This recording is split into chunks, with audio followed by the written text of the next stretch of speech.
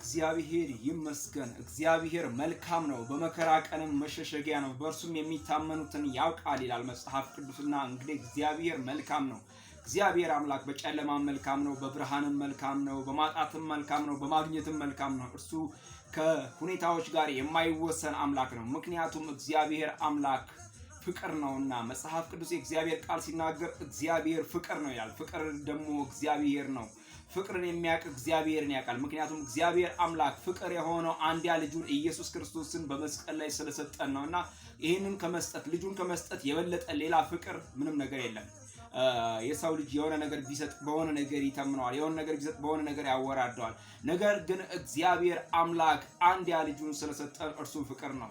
ይህንን ፍቅር የሆነውን አምላክ ዛሬም ነገም በሕይወት እስካለን ድረስ እንሰብከዋለን። ምክንያቱም የእግዚአብሔርን ወንጌል ልንናገርና እግዚአብሔርን ልናገለግል የተፈጠርን ሕዝቦች ነን። ከጨለማ ወደሚደነቅ ብርሃን የጠራን አምላክ ልዑል እግዚአብሔር ስሙ ለዘላለም ይባረክ። ምክንያቱም የእግዚአብሔር መልካምነት የእግዚአብሔር ኃያልነት በምንሄድበት መንገድ ሁሉ ከኛ ጋር ሆኖ እየረዳን እየደገፈን እያገዘን ዛሬን አድርሶናልና ይህንን ላደረገ አምላክ ስሙ ለዘላለም ይባረክ።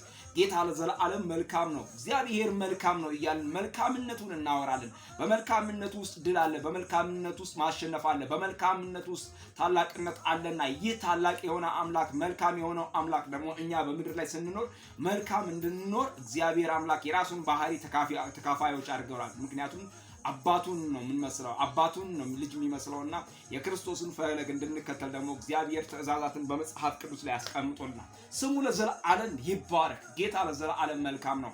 አምላኬ እንደ ባለጠግነቱ በክብሩ በክርስቶስ ኢየሱስ የሚያስፈልጋችሁ ሁሉ ይሙላባችሁ። እወዳችኋለሁ። ወንድማችሁ መስፍን ነኝ። ተባረኩልኝ። አምላኬ ይባራችሁ። ዘመናችሁ ይዘራችሁ፣ ትውልዳችሁ፣ ሀገራችሁ፣ ምድራችሁ ይባረክ። ጌታ ለዘላለም መልካም ነው።